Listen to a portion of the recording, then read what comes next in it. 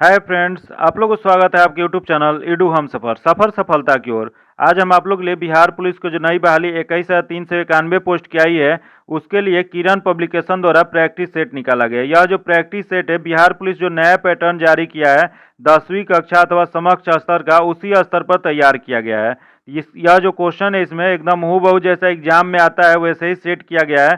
तो इस वजह से यह सेट बहुत इंपॉर्टेंट है। वीडियो अंत तक देखिएगा ताकि इसमें जो भी क्वेश्चन दिया गया अगर आपके एग्जाम में पूछ दे तो आप बना पाए। एक रुक्मणी प्रकाशन का वॉल्यूम 1 प्रैक्टिस सेट आया था जिसमें कुल 30 सेट था। इस 30 सेट का हम डिस्कशन करा चुके हैं। अगर अभी तक आप नहीं देखे हैं तो उसको भी जरूर देख लीजिएगा। उसके लिए हम अलग से प्लेलिस्ट बना दिए हैं, उससे भी क्वेश्चन आने की बहुत संभावना होगी क्योंकि वह जो सेट था वह भी नए पैटर्न पर आधारित सेट किया गया था। आइए देखते हैं, आज हम इसका 16 नंबर प्रैक्टिस सेट का डिस्कशन कराने वाले हैं। 1 से 15 तक हम डिस्कशन करा दिए हैं। अगर अभी तक आप नहीं देखें तो उसके लिए हम अलग से प्लेलिस्ट या इसका लिंक डिस्क्रिप्शन में या कमेंट बॉक्स में दे दिया जाएगा, वहां से आप देख सकते हैं क्योंकि यह जो सेट है वो बहुत इंपॉर्टेंट है, इस वजह से बहुत जरूरी है देखना। आइए देखते हैं, आज हम 16 नंबर सेट का थोड़ा जूम कर लेते हैं ताकि आसानी से आप लोग देख पाएँ।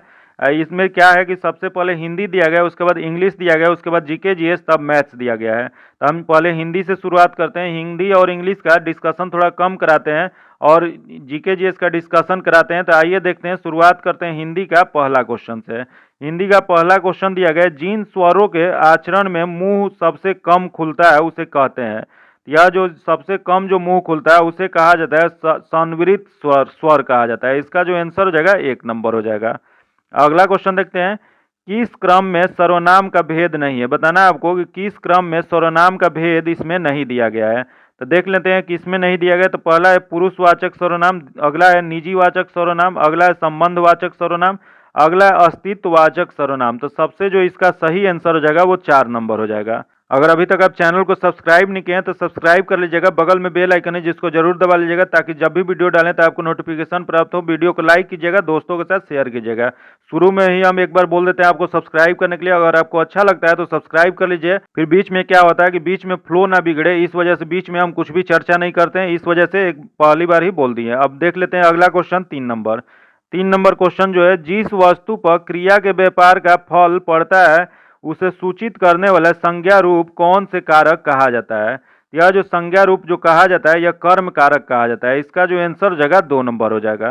अगला क्वेश्चन है, जिस शब्द का कोई भी खंड प्रधान नहीं होता अपितु उसका अन्य अर्थ निकलता है उसे कौन सा समास कहते हैं। तो इसे जो कहा जाता है यह बहुव्रीहि समास कहा जाता है। इसका जो आंसर हो जाएगा 2 नंबर हो जाएगा। अगला क्वेश्चन देखते हैं, चाय में थोड़ा दूध मिलाओ में किस शब्द का विशेषण। बताना है आपको कि जो शब्द दिया गया है सेंटेंस यहाँ, चाय में थोड़ा दूध मिलाओ, इसमें कौन सा विशेषण है। तो इसमें जो विशेषण है, थोड़ा जो शब्द दिया गया है वह विशेषण है। तो इसका जो आंसर हो जाएगा 3 नंबर हो जाएगा। अगला क्वेश्चन देखते हैं, निम्नलिखित अंग्रेजी वाक्य को हिंदी में अनुवाद करें। यहाँ जो अंग्रेजी वाक्य दिया गया है उसका हिंदी अनुवाद बताना है। तो दिया गया, आई arrived at work early in the morning. तो इसका जो सही हिंदी अनुवाद जो हो जाएगा, मैं सुबह काम पर जल्दी पहुंच गया। इसका जो आंसर हो जाएगा 1 नंबर हो जाएगा। अगला क्वेश्चन देखते हैं, किस शब्द में उर्दू का उपसर्ग नहीं है। बताना है कि इसमें जो शब्द दिया गया है उसमें किस में उर्दू का उपसर्ग नहीं दिया गया है।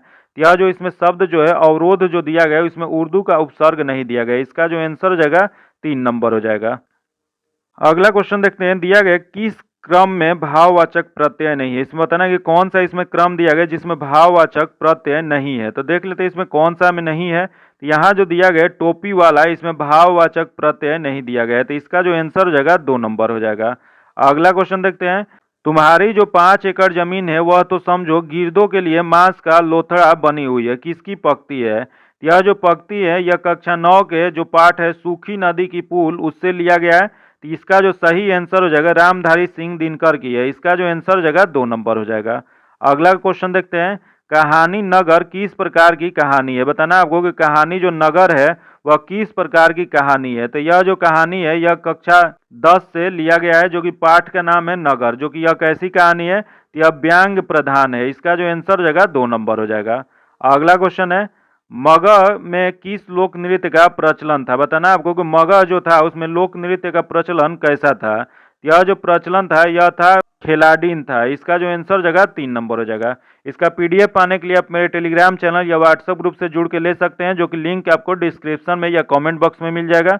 आइए देखते हैं अंग्रेजी। अंग्रेजी का जो क्वेश्चन है, यह जो है identify the sentence where the relative adverb has been used. इसका एडवर्ब यूज करने के लिए बोला है, तो इसका जो सही आंसर हो जाएगा वो 4 नंबर हो जाएगा।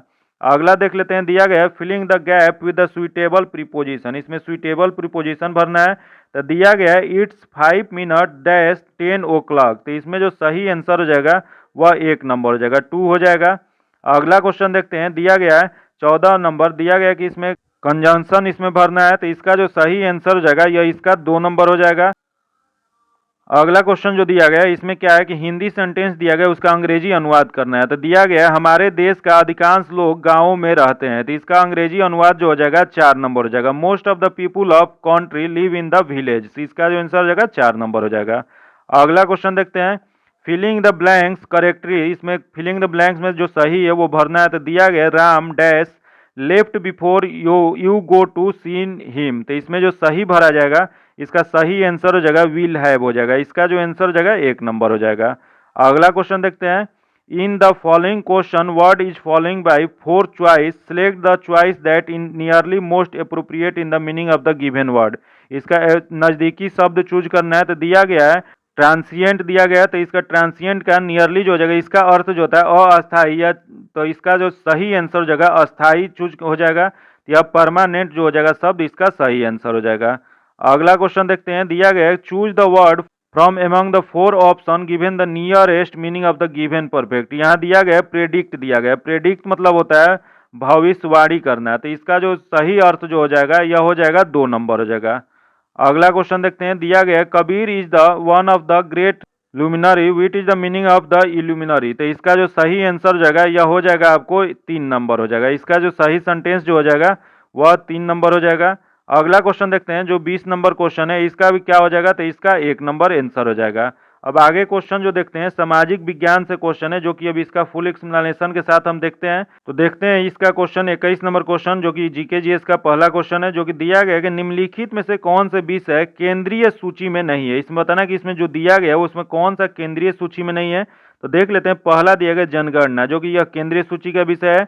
अगला है बैंकिंग, जो कि ये भी केंद्रीय सूची का विषय है। अगला है विदेशी ऋण, ये भी क्या है, तो यह केंद्रीय सूची का विषय है। यहाँ दिया गया मजदूर संगठन, मजदूर संगठन जो है यह केंद्रीय सूची का विषय नहीं है, तो इसमें नहीं चूज करना था, तो इस वजह से इसका जो आंसर हो जाएगा वो 3 नंबर हो जाएगा। संविधान के 3 सूचियों का उल्लेख किया गया है, कौन कौन सा, तो संघ सूची, राज्य सूची और समवर्ती सूची। मजदूर किस में आते हैं, तो मजदूर जो संगठन है वो समवर्ती सूची में शामिल किए जाते हैं, तो इस वजह से ये किसके केंद्रीय सूची में नहीं आते हैं, तो इसका जो आंसर हो जाएगा 3 नंबर हो जाएगा। अगला क्वेश्चन देखते हैं, संसदीय शब्दावली में समापन से क्या आशय है। बताना आपको कि संसदीय शब्दावली जो है उसमें समापन से क्या आशय है, तो इसमें जो आशय हो जाएगा किसी प्रस्ताव की चर्चा पर रोक। इसका जो आंसर हो जाएगा 2 नंबर हो जाएगा। अगला क्वेश्चन देखते हैं, दिलवाड़ा मंदिर कहाँ स्थित है। बताना आपको कि दिलवाड़ा मंदिर जो है यह कहाँ स्थित है, तो यह जो स्थित है माउंट आबू पर्वत पे स्थित है। इसका जो आंसर हो जाएगा 2 नंबर हो जाएगा।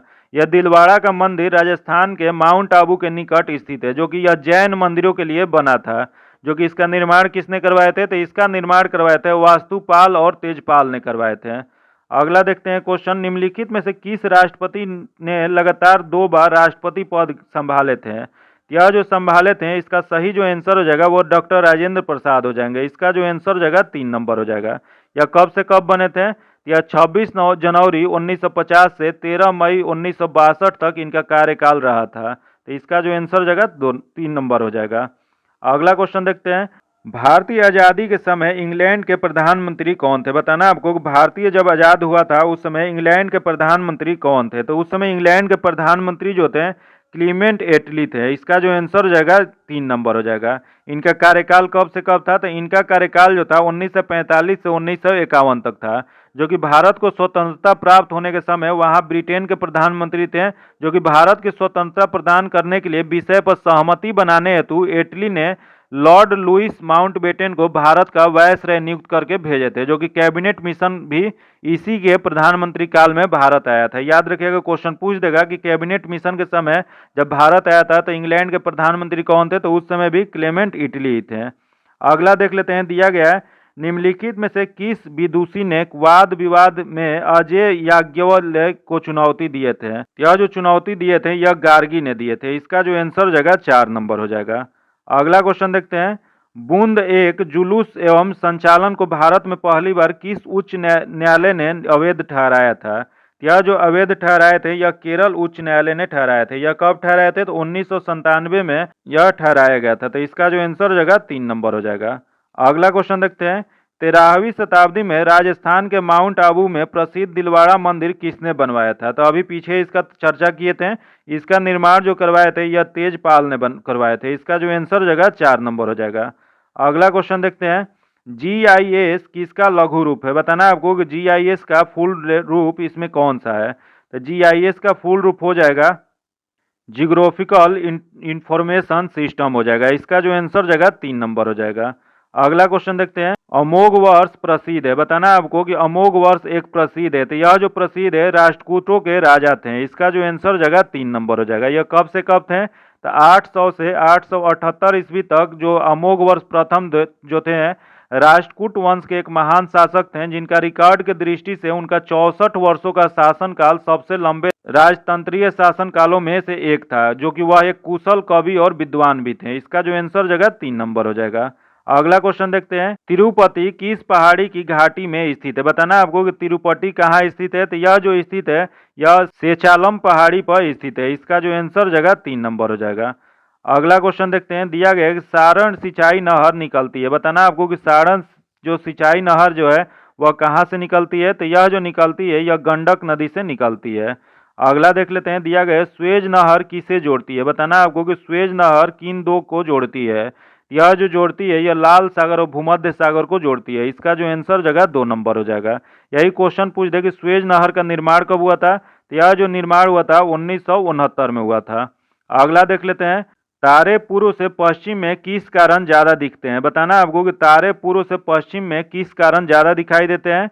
यह जो दिखाई देते हैं वह पृथ्वी पश्चिम से पूर्व की ओर घूम रही है, इस कारण दिखाई देते हैं। इसका जो आंसर हो जाएगा 4 नंबर हो जाएगा।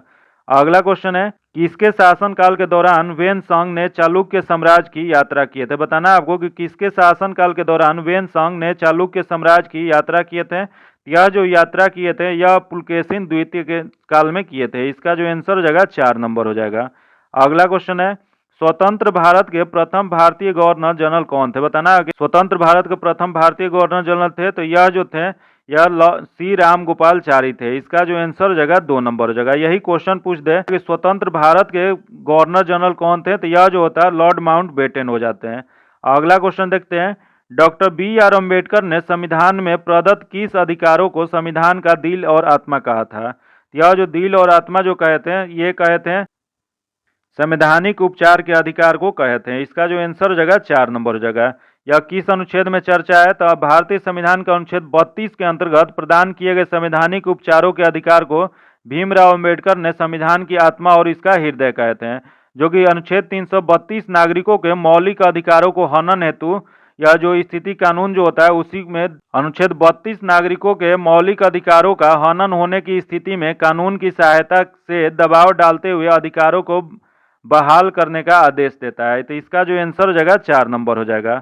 अगला क्वेश्चन है, निम्नलिखित में प्रतिकूल स्थान को चिन्हित कीजिए। तो इसमें प्रतिकूल स्थान को चिन्हित करना है। तो देख लेते हैं, इसमें जो हो जाएगा ट्राम्बे जो हो जाएगा प्रतिकूल स्थान है। इसका जो आंसर हो जाएगा 2 नंबर हो जाएगा। अगला क्वेश्चन देखते हैं, सन 2011 की जनगणना के अनुसार वह कौन सा राज्य है जिसमें पुरुषों और स्त्रियों की साक्षरता में सबसे ज्यादा अंतर हुआ है? यह जो सबसे ज्यादा अंतर जो था यह अंतर राजस्थान में था। इसका जो आंसर हो जाएगा 3 नंबर हो जाएगा। पुरुषों की साक्षरता कितनी थी? तो पुरुषों की साक्षरता जो थी 80.51 था। वही महिला की साक्षरता दर पूछ दे तो वह कितना था? तो 52.66 था। अगला देख लेते हैं, भारत के साथ एकीकरण से पूर्व गोवा अधीन था। बताना है आपको कि भारत के साथ एकीकरण होने से पहले गोवा किसके अधीन था? तो यह जो अधीन था यह पुर्तगालियों के अधीन था। इसका जो आंसर हो जाएगा 3 नंबर हो जाएगा। यह भारत के साथ एकीकरण से पूर्व गोवा जो था पुर्तगाल के अधीन था, जो कि 18 दिसंबर 1961 ईस्वी को भारतीय सेना ने गोवा को पुर्तगालियों शासन से मुक्त करा दिए थे। अगला देख लेते हैं, दिया गया कि यहूदियों के लिए निम्नलिखित में से किस देश की स्थापना की गई थी? तो यह जो स्थापना किया गया था यह इजराइल की स्थापना किया गया था। इसका जो आंसर हो जाएगा 1 नंबर हो जाएगा। अगला क्वेश्चन देखते हैं, किसने कहा कि ईश्वर ब्रह्मांड के साथ 5 से नहीं खेलता है? यह जो कहे थे आइंस्टीन ने। इसका जो आंसर हो जाएगा 4 नंबर हो जाएगा। ईश्वर ब्रह्मांड के साथ पासे नहीं खेलता, यह कहते हैं आइंस्टीन ने। अगला देख लेते हैं, दिया गया कि निम्नलिखित में से कौन से देश द्वितीय विश्व युद्ध के दौरान अक्ष शक्तियों का हिस्सा नहीं था। यह जो अक्ष शक्तियों का हिस्सा जो नहीं था, इसमें यह हो जाएगा रूस हो जाएगा, रूस उसमें शामिल नहीं था। द्वितीय विश्व युद्ध के दौरान अक्ष शक्तियों के साथ रूस नहीं था, जबकि रूस जो था यह मित्र राष्ट्रों के साथ था, जिसमें ब्रिटेन, फ्रांस, अमेरिका इत्यादि थे। जबकि जर्मनी के पराजय का श्रेय किसे जाता है, तो जर्मनी के पराजय का श्रेय रूस को ही दिया जाता है।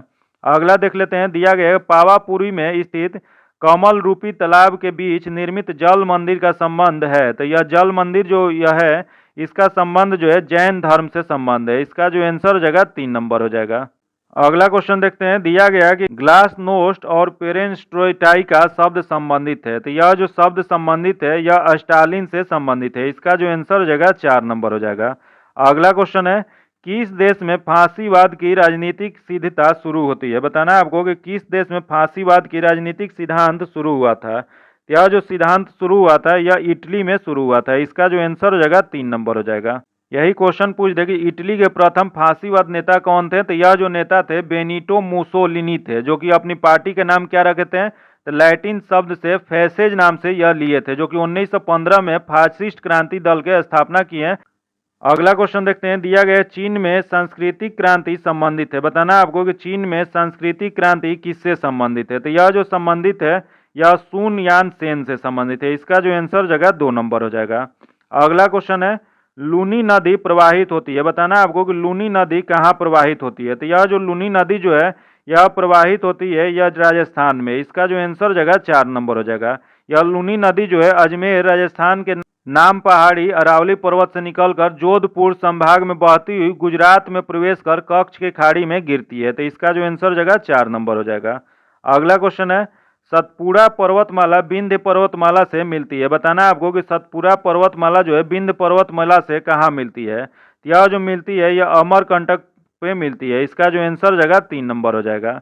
अगला क्वेश्चन देखते हैं, मुन्नार पहाड़ी क्षेत्र स्थित है। बताना है आपको कि मुन्नार पहाड़ी जो क्षेत्र है वो कहाँ स्थित है। यह जो स्थित है पश्चिमी घाट में स्थित है। इसका जो आंसर हो जाएगा 4 नंबर हो जाएगा। अगला क्वेश्चन देखते हैं, एंडीज पर्वतमाला है। बताना है आपको कि एंडीज पर्वतमाला कहाँ स्थित है। यह जो एंडीज पर्वतमाला जो स्थित है दक्षिणी अमेरिका में स्थित है। इसका जो आंसर जगह 2 नंबर हो जाएगा। अगला क्वेश्चन देखते हैं, भारत का सबसे लंबा महाकाव्य शास्त्र कौन सा है। बताना है आपको कि सबसे लंबा महाकाव्य शास्त्र कौन सा है। तो सबसे लंबा जो है महाभारत है। इसका जो आंसर हो जाएगा 4 नंबर हो जाएगा।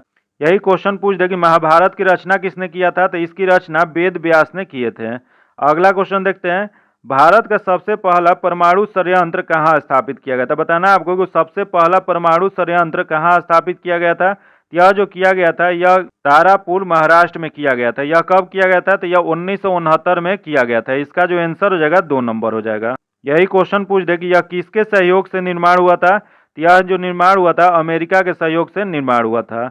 अगला देख लेते हैं, दिया गया कि भारत का प्रथम महिला गवर्नर कौन थे। बताना है आपको कि प्रथम महिला गवर्नर कौन बनी थी। यह जो पहला महिला गवर्नर जो बनी थी श्रीमती सरोजिनी नायडू बनी थी, जो कि यह कब बनी थी। तो 1947 में उत्तर प्रदेश के राज्यपाल बनी थी। इसका जो आंसर हो जाएगा 1 नंबर हो जाएगा। अगला क्वेश्चन देखते हैं, भारतीय जलवायु को क्या कहा जा सकता है। बताना है आपको कि जो भारतीय जलवायु है और उसे हम लोग क्या कह सकते हैं। तो इसे हम लोग उष्ण कटिबंधीय मानसून कह सकते हैं। इसका जो आंसर जगह 2 नंबर हो जाएगा। अगला क्वेश्चन है, चिल्का झील क्षेत्र किस डेल्टा के मध्य स्थित है। बताना है आपको कि चिल्का झील जो क्षेत्र है वो किस डेल्टा के मध्य स्थित है। तो यह जो स्थित है यह महानदी और गोदावरी में स्थित है। इसका जो आंसर हो जाएगा 4 नंबर हो जाएगा। यह किस राज्य में स्थित है। तो यह जो स्थित है यह उड़ीसा राज्य में स्थित है। अगला क्वेश्चन देखते हैं, बिहार राज्य में मिथिला क्षेत्र का वह प्रसिद्ध विद्वान जिसने मीमांसा और वेदांत दर्शन के प्रति उल्लेखनीय योगदान दिया है। यह जो योगदान दिए हैं यह मंडप मिश्रा दिए हैं। याद रखिएगा मंडन मिश्रा ने यह योगदान दिए। इसका जो आंसर जगह 4 नंबर हो जाएगा। अगला क्वेश्चन देखते हैं, बिहार राज्य का प्रथम फिल्म पुनर्मिलन का निर्माण किसने किया था। तो यह जो निर्माण किए थे यह महाराजा भूपेंद्र नारायण सिंह ने किए थे। इसका जो आंसर जगह 3 नंबर हो जाएगा। इसका निर्माण कब हुआ था। तो इसका निर्माण 1931 में हुआ था। अगला देख लेते हैं, दिया गया कि बिहार राज्य के प्रथम हरिजन मुख्यमंत्री कौन बने थे। बताना है कि प्रथम हरिजन मुख्यमंत्री बिहार के कौन बने थे। यह जो बने थे यह हो जाएगा इसका भोला प्रसाद शास्त्री। इसका जो आंसर हो जाएगा 1 नंबर हो जाएगा। यह कब बने थे? तो इन्होंने 12 मार्च 1968 से 29 जून 1968 तक रहे थे मुख्यमंत्री। इसका जो आंसर हो जाएगा 1 नंबर हो जाएगा। अगला क्वेश्चन है, भारत के किस राज्य में सर्वप्रथम अल्पसंख्यक आयोग के वैधानिक अधिकार प्रदान किया गया है? यह जो वैधानिक अधिकार प्रदान किया गया है यह बिहार को प्रदान किया गया है। इसका जो आंसर जगह 1 नंबर हो जाएगा। अगला क्वेश्चन देखते हैं जो कि सामान्य ज्ञान से क्वेश्चन दिया गया। निम्नलिखित में से कौन मुगल सम्राट अकबर के शासन काल के दौरान भारत में रहते थे? तो यह जो रहते थे इसका सही जो हो जाएगा अब्दुल रहीम खान एक खाना रहते थे। इसका जो आंसर जगह 4 नंबर हो जाएगा। अगला क्वेश्चन देखते हैं, दिया गया है प्रसिद्ध त्वांग मठ निम्नलिखित में से किस राज्य में स्थित है? बताना है आपको कि जो त्वांग मठ है वह कहाँ स्थित है, किस राज्य में स्थित है? यह जो स्थित है अरुणाचल प्रदेश में स्थित है। इसका जो आंसर हो जाएगा 4 नंबर हो जाएगा। अगला क्वेश्चन देखते हैं, उमानंदा असम में स्थित एक डैश है। बताना है कि उमानंदा जो है असम में वह क्या है? यह जो स्थित है असम में यह एक द्वीप है। इसका जो आंसर जगह 1 नंबर हो जाएगा, जो कि ब्रह्मपुत्र नदी द्वारा सबसे छोटा बसा हुआ नदी द्वीप जो है यही है। इसका आंसर जो हो जाएगा 1 नंबर हो जाएगा, जो विश्व का सबसे छोटा द्वीप यही है। अगला क्वेश्चन देखते हैं, सॉरी थोड़ा गलत बोला गया, विश्व का सबसे छोटा नदी द्वीप जो है उमानंदा है। अगला देख लेते हैं, दिया गया Tata iron and steel company की स्थापना किस वर्ष किया गया था? बताना है आपको कि Tata iron and steel TISCO जो कंपनी है इसकी स्थापना कब किया गया था? तो इसकी स्थापना जो किया गया था 1907 में किया गया था। इसका जो आंसर जगह 1 नंबर हो जाएगा। अगला क्वेश्चन है, संविधान सभा के लगभग 300 सदस्यों ने भारत के संविधान को लिखने के लिए डैश तक समय समय पर बैठक की थी। यह जो बैठक किए थे यह 3 वर्षों तक बैठक किए थे। इसका जो आंसर हो जाएगा 1 नंबर हो जाएगा। यही क्वेश्चन पूछ दे कि यह इस अवधि के दौरान कुल कितने दिनों की हुआ था? यह इस अवधि के दौरान कुल 165 दिनों में 11 सत्र आयोजित किया गया था। इसमें से 114 दिन संविधान के मसौदे के विचार करने का व्यतीत किया गया था। फिर उसके बाद विधानसभा की पहली बैठक कब हुआ था? तो पहली बैठक जो हुआ था यह 9 दिसंबर 1946 को हुआ था। याद रखिएगा पहली बैठक कब हुआ था? तो 9 दिसंबर 1946 को हुआ था। उसके बाद वही इसकी अंतिम सत्र कब हुआ था? तो यह हुआ था 24 जनवरी 1950 को हुआ था। याद रखिएगा। अगला क्वेश्चन देखते हैं, दिया गया कर्नाटक में वासवना और उसके साथी जैसे कि अलमाना प्रभु और अकम महादेवी ने सभी मनुष्यों को समानता के लिए 12वीं शताब्दी के मध्य में से किस आंदोलन की शुरुआत किए थे? तो यह जो आंदोलन शुरुआत किए थे यह हो जाएगा वीरशैव। इसका जो आंसर हो जाएगा 4 नंबर हो जाएगा। अगला क्वेश्चन देखते हैं, दिया गया भारतीय दंड संहिता के किस धारा को तहत ताक झाक एक अपराध है? तो यह जो ताक झाक जो अपराध है यह धारा 354C के तहत है। इसका जो आंसर हो जाएगा 1 नंबर हो जाएगा। अगला क्वेश्चन देखते हैं, थोसेगढ़ जलप्रपात किस राज्य में स्थित है? बताना है आपको कि थोसेगढ़ जलप्रपात जो है वो कहाँ स्थित है? तो यह जो स्थित है महाराष्ट्र में स्थित है। इसका जो आंसर जगह 3 नंबर हो जाएगा। अगला क्वेश्चन देखते हैं, 1951 में अकबर के प्रसिद्ध सेना अध्यक्ष राजा मान सिंह ने निम्नलिखित में से किस जनजाति को हराया था? यह जो हराए थे यह चेरो जनजाति को हराए थे। इसका जो आंसर जगह 3 नंबर हो जाएगा। अगला क्वेश्चन देखते हैं, वेद ऋषि कपिल का संबंध भारतीय दर्शन के किस संप्रदाय से था? तो इनका जो संप्रदाय था वह सांख्य दर्शन संप्रदाय था। इसका जो आंसर जगह 3 नंबर हो जाएगा। अगला क्वेश्चन देखते हैं जो कि विज्ञान से क्वेश्चन दिया गया, जो कि इसका पहला क्वेश्चन दिया गया ग्राफ दर्शाया गया, उसमें बताना है कि इसमें कौन सा सही होगा। यह समय और चाल का ग्राफ है, जो कि इसका सही जो हो जाएगा यह इसका एक समान विमंदन जो दर्शाया गया है इसमें दर्शाया गया है। इसका जो आंसर हो जाएगा 3 नंबर हो जाएगा। अगला क्वेश्चन दिया गया है जो कि एक वस्तु की मात्रा 4 गुनी एवं दूसरी वस्तु की मात्रा 4 गुनी बढ़ा दी जाती है, तो उनके बीच की दूरी की कितना परिवर्तन करना होगा ताकि गुरुत्वाकर्षण बल समान रहेगा? तो इसका गुरुत्वाकर्षण बल निकालने के लिए हम लोग जानते हैं F इक्वल टू होता है Gm1 इंटू M2 होता है, अपॉन में क्या होता है तो D स्क्वायर हो जाता है। तो इस फॉर्मूला से निकालने के लिए हम लिखेंगे G into 4M1 into 16M2 लिखेंगे, बटा में हो जाएगा D1 स्क्वायर। तो इसको जब सॉल्व करेंगे हम लोग तो D1 बराबर हो जाएगा D1 स्क्वायर बराबर 64D स्क्वायर हो जाएगा। तो D1 निकालेंगे तो क्या हो जाएगा तो 8D हो जाएगा। तो इसका क्या आंसर हो जाएगा तो यह 8 गुना हो जाएगा। इसका आंसर जो हो जाएगा 3 हो जाएगा। अगला क्वेश्चन देखते हैं, किसी द्रव में डूबे किसी वस्तु का उत्प्लावन बल निर्भर करता है। तो यह जो उत्प्लावन बल जो निर्भर करता है यह विस्थापित द्रव की मात्रा पर निर्भर करता है। इसका जो आंसर हो जाएगा 3 नंबर हो जाएगा। अगला क्वेश्चन देखते हैं, किसी दुरुस्त वस्तु से आती प्रकाश की समानांतर किरणें एक उत्तल ताल पर अंतरित होती है जिसका प्रतिबिंब पर्दे पर बनता है। निम्न में से कौन किरण आरेख सही है? इसमें बताना है कि कौन सा सही है। तो इसका जो दूसरा जो दिया गया वो सही है, तो इसका जो आंसर हो जाएगा बी नंबर, 2 नंबर हो जाएगा।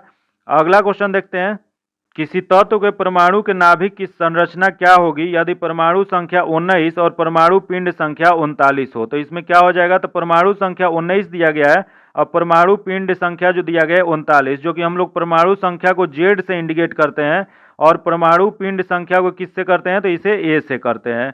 तो इससे क्या हो जाएगा कि इसमें हम लोग निकालने के लिए फॉर्मूला जानते हैं कि ए माइनस जेड इक्वल टू क्या हो जाएगा, तो ए माइनस जेड क्या हो जाएगा, न्यूट्रॉनों की संख्या निकालने के लिए अगर हम लोग जानते हैं कि ए माइनस जेड होता है तो 39 माइनस 19 कर देंगे तो बचेगा क्या, तो 20 बचेगा। तो इसका जो आंसर हो जाएगा वह 20 हो जाएगा। फिर वही इसमें दिया गया है कि प्रोटोनों की संख्या क्या हो जाएगी, तो प्रोटोनों की संख्या जो होती है परमाणु संख्या बराबर होती है, तो परमाणु दिया गया है 19 दिया गया है, तो यह इसका क्या हो जाएगा, तो 19 और 20 इसका आंसर हो जाएगा। तो जो कि किस में दिया गया है, तो 2 में दिया गया, इसका जो आंसर हो जाएगा 2 नंबर हो जाएगा।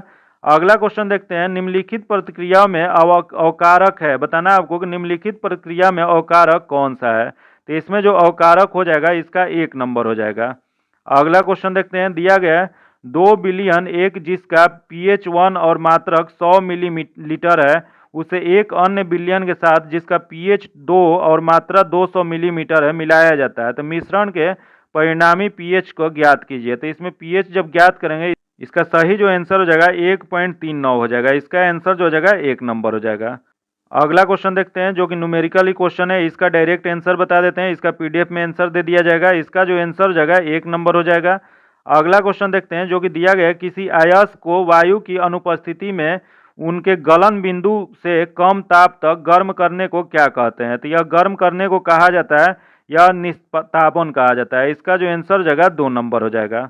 अगला क्वेश्चन देखते हैं, निम्नलिखित में से कौन से तत्व सर्वाधिक विद्युत ऋणात्मक होता है? तो सर्वाधिक विद्युत ऋणात्मक जो होता है फ्लोरीन होता है, इसका जो आंसर हो जाएगा 1 नंबर हो जाएगा। अगला क्वेश्चन देखते हैं, उस यौगिक को चिन्हित कीजिए जिसमें आयनीय संयोजकता और उप संयोजकता उपबंध है। यह जो उपबंध होता है यह हो जाएगा NH4Cl हो जाएगा, इसका जो आंसर हो जाएगा 1 नंबर हो जाएगा। अगला क्वेश्चन दिया गया है, वातावरण में सल्फर डाइऑक्साइड की मात्रा को किसके प्रयोग से कम किया जा सकता है? तो यह जो कम किया जा सकता है यह कम सल्फर वाले ईंधन के साथ किया जा सकता है, इसका जो आंसर हो जाएगा 4 नंबर हो जाएगा। अगला क्वेश्चन दिया गया है, निम्नलिखित में से कौन सी वातावरणीय गैस ग्रीन हाउस गैस होती है? तो देख लेते हैं इसमें कौन सी होती है। तो पहला दिया गया कार्बन डाइऑक्साइड जो कि होता है, अगला है नाइट्रोजन जो कि नहीं होता है, अगला है नाइट्रस ऑक्साइड ये भी होता है, अगला है जल वाष्प ये भी होता है। तो नीचे दिए गए कोड का प्रयोग करके सही उत्तर बताना है, तो इसमें सही जो हो जाएगा 1, 3, 4 हो जाएगा, जो किस में दिया गया है, तो यह जो दिया गया है 1 नंबर में दिया गया है, तो इसका जो आंसर हो जाएगा 1 नंबर हो जाएगा।